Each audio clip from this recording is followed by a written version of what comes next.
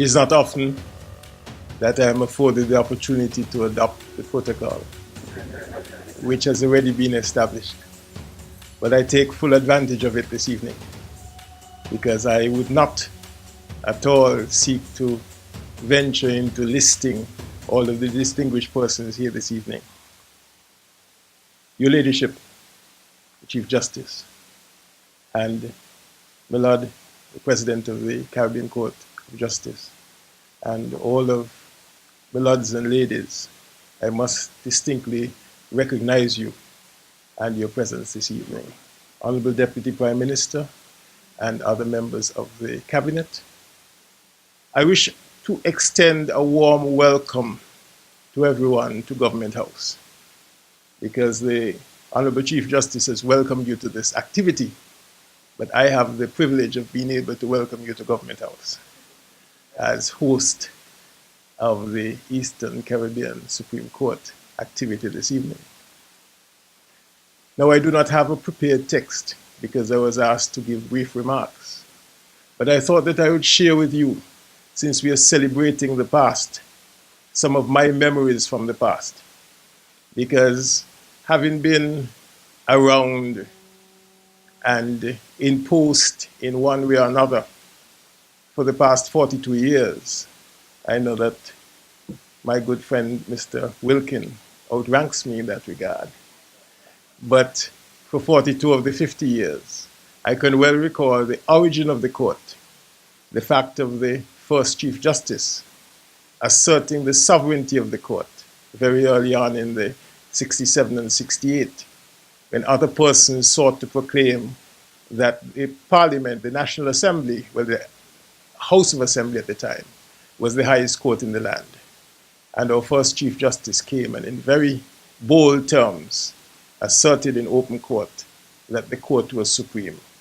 And so from very early on, the OECS court, as the successor, well, it started off as the West Indies Associated States Supreme Court in 67, was able to assert itself and to reassert itself from time to time. And I want to compliment the court on that assertion and that sovereignty which was able to proclaim, because I think that put a very good footing for all that the court has done in the present and will do in the future. I wish to say that perhaps we could recall some of the personages in the persons of the first Chief Justice, Sir Alan Lewis, who came from more of a political background in St. Lucia, but who came and was able to establish a prominent judicial career in Jamaica after he left the Federation as the first president of the Senate of the West Indies. I can say that I knew Sir Alan because I had the good fortune of having my dad being a member of the Federal Senate at that time. And then, of course, other Chief Justices over the years who have all made their mark. And now, today, we have the Honorable Chief Justice, Dame Janice Pereira, who has made her mark and who continues to make her mark. And we certainly wish to compliment and congratulate her on all that she has done for the court. I omitted to say about the Right Honorable Sir Dennis Byron, because he carried forth the rules of the court and was one of the modernizers of the court. And we certainly celebrate his contribution. And so many others of his successors are continuing to put forward legacies that can be followed. So as we celebrate the past and we look to the future, I know that the judiciary will continue to play a role to explore new boundaries, to teach us all about what we know or do not know about our constitutions, what the various expressions mean, whether we thought that they meant something and now we are being educated and directed as to their proper meaning and the expression to be given to them. And long may the court continue to do that. So we celebrate a glorious 50 years. I think we have to look at some of the publications. There was one by Dr. Francis Alexis, QC, who highlighted the 40 years of the court.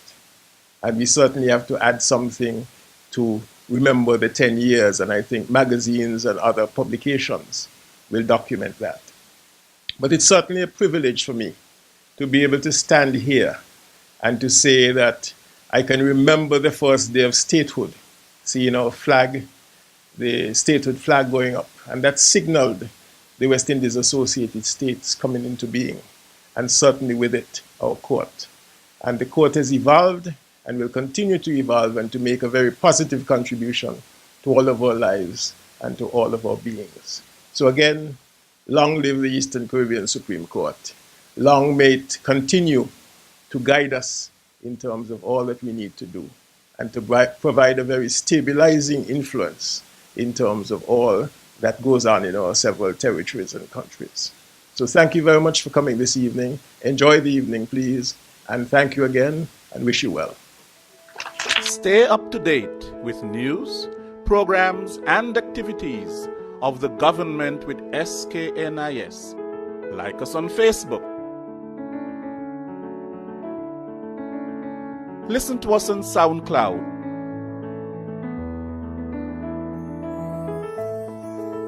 Follow us on Twitter. And watch our videos on YouTube. Connect with us today.